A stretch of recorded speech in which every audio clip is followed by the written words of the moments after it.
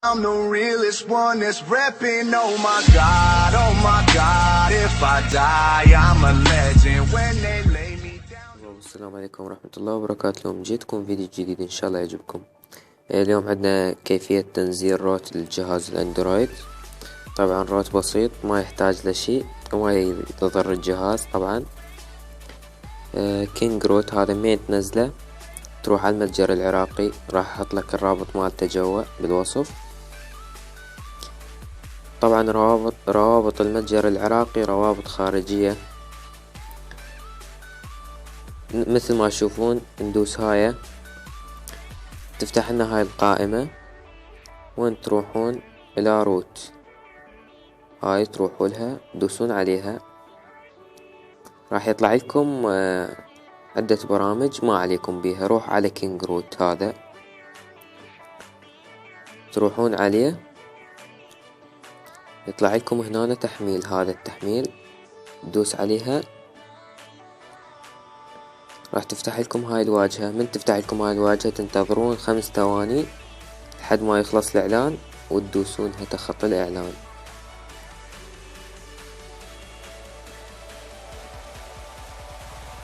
راح وراها تطلع لكم هاي القائمة. شو تدوسون؟ تدوسون هاي الكلمة. من راح تدوسوها تعطي اوكي. بدأ تنزيل الروت كينج روت. هسه اني منزله فد ما يحتاج لان ما اقدر اصور اذا مو روت. من راح دقيقة راح هو تروحون انتم مثل وين بالملفات دقيقة، راح ينزلكم اياه بالملفات بالجهاز بالداونلود.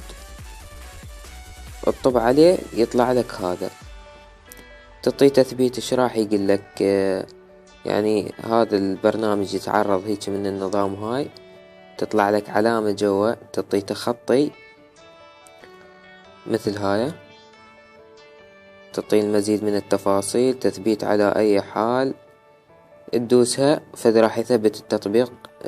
ما عليه شي بعد يثبته. وهاي من راح تفتح التطبيق راح يقول لك هسه مثبته فد ما راح يثبته النوب. تخرج من يثبت التطبيق. اي برنامج عندك يشتغل على الروت شغله راح يطلب منك تثبيت مال البرنامج، هو راح يثبته تلقائيا. وهذا كان عندي. اذا عجبك الفيديو لايك واشتراك بالقناة اذا كنت ما مشترك. في امان الله.